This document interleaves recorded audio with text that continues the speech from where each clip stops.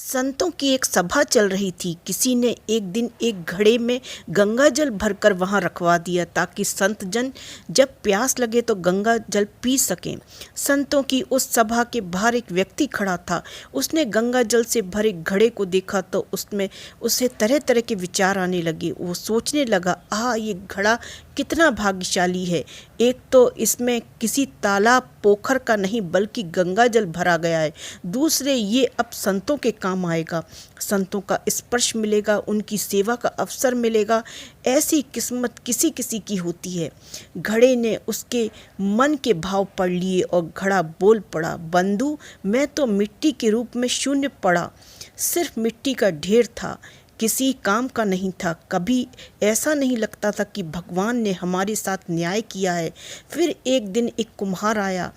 उसने फावड़ा मार मार कर हमें खोदा और मुझे बोरी में भरकर गधे पर लाद कर अपने घर ले गया। वहाँ ले जाकर उसने रौंदा, फिर पानी डालकर गूंदा, चाक पर चढ़ाकर तेजी से घुमाया, फिर गला काटा, फिर थापी मार मार कर बराबर किया। बात यही नहीं रुकी। उसके बाद आवे के आग में झोंक दिया जलने को। इतने कष्ट सहकर बाहर निकला तो गधे पर लाद कर उसने मुझे बाजार में भेजने के लिए लाया गया।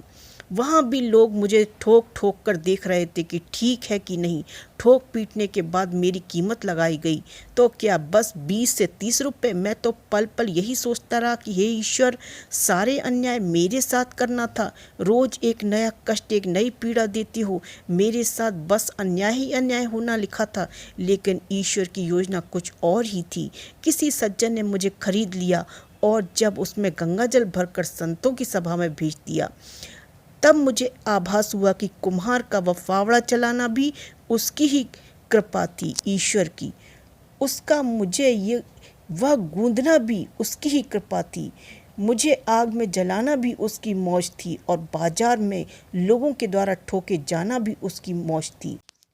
अब मालूम पड़ा कि मुझ पर सब उस परमात्मा की कृपा ही कृपा थी। दरअसल बुरी परिस्थितियां हमें इतना विचलित कर देती हैं कि हम उस परमात्मा के अस्तित्व पर ही प्रश्न उठाने लगती हैं और खुद को कोसने लगती हैं। क्यों हम सब में शक्ति नहीं होती उसकी लीला समझने की। कई बार हमारे साथ भी ऐसा होता है कि हम खुद को कोसने के बाद परमात्मा पर उंगली उठाकर कहते हैं कि उसने मेरे साथ ही ऐसा क्यों किया। क्या मैं इतना बुरा हूँ? मालिक ने सारे दुख तकलीफ़ें मुझे क्यों दिए? लेकिन सच तो ये है कि मालिक ने उन तमाम पत्थरों की भीड़ में से तराशने के लिए एक आपको चुना है। अब तराशने में तो थोड़ी तकलीफ़ तो झेलनी ही पड़ेगी।